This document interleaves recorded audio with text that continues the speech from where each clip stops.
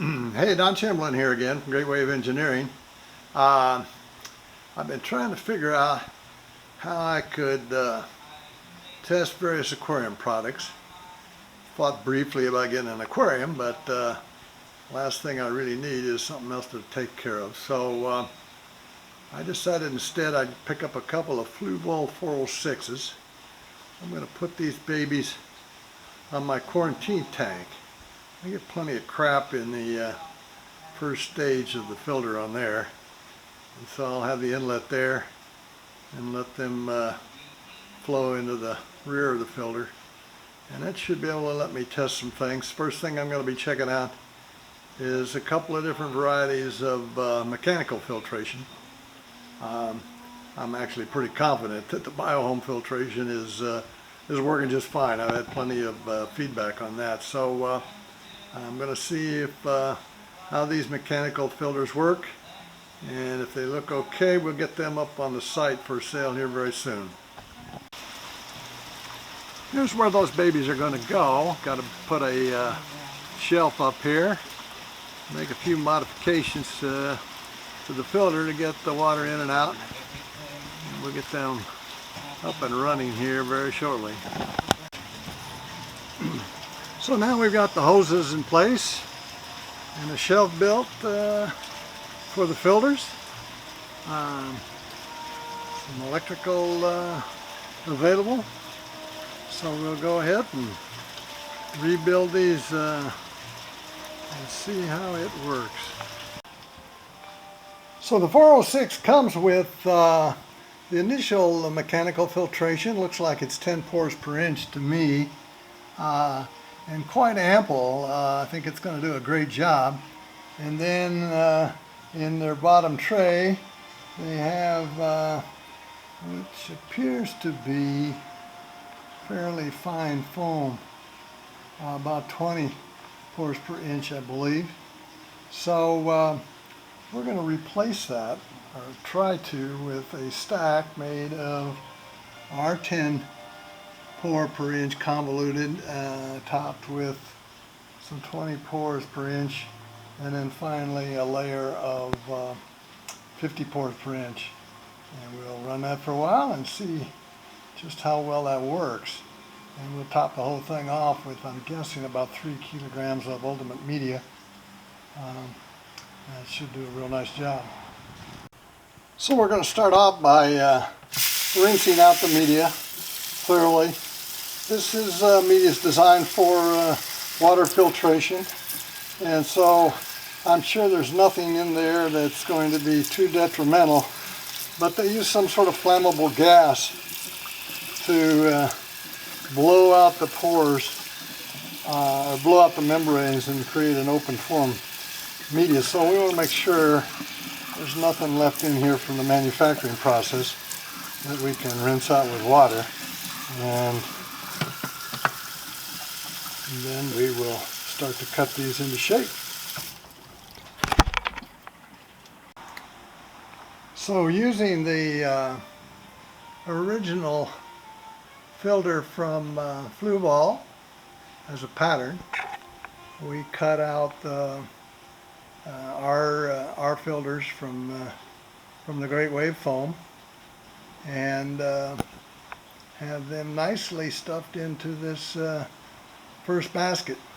So we cut those about 1/8 of an inch over size, just to make sure we had real nice seals, and they fit in the basket very nicely. So I'm pretty happy with that, and it's pretty easy to work with, so that's also good to know. So one down. In the second filter, I'm going to be putting porate foam. This is a high quality foam that's made in Germany. It's very likely, or very possible, that the Fluval filter is actually porate foam. Any rate, the reason for trying that is because it's a known quantity. Unfortunately, most other foam you can get your hands on is not really very well known. Could be coming from anywhere and be of any particular quality. Stephen from Swiss Tropicals, who is the U.S. distributor for this foam, doesn't feel that the convoluted foam is necessary, and he also doesn't recommend using anything finer than about 45 pores per inch. So we're going to try it here with 10 pores per inch and 20 pores per inch, and do a comparison with the other setup, see which one seems to work out the best. He feels that if you go any finer than that, you're going to be having to clean your filter much more often than you'd like to. So we shall see. Should be a good, interesting test. So there, we've got those cut and in the trays. A little bit thick to fit in there right to the top, so they're going to be a bit compressed. It'll be interesting to see if that has any effect on things. That'll be sort of making them a little bit finer than they are in their native state. So anyways, we'll give it a try, see how it works, and should be an interesting test. Okay, we've got the mechanical media in the filters now. Next step will be to put the biological media in there and see if we can get these babies running. The filters come with an interesting assortment of media. We've got some charcoal, and then we've got some ceramic media. Frankly, it doesn't look like a lot of media to me. I'm sort of surprised, but anyway, we're going to fill it up with some Ultimate and see how she flows. And so we're able to get just a little over 1.5 kilograms in those two trays. So we'll give that a nice rinse, and then we'll put in about 1.5 kilograms worth of filter starter balls, and we're ready to go.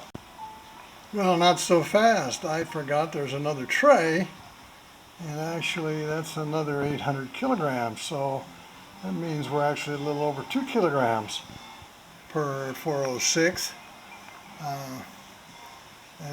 Quite a bit of difference.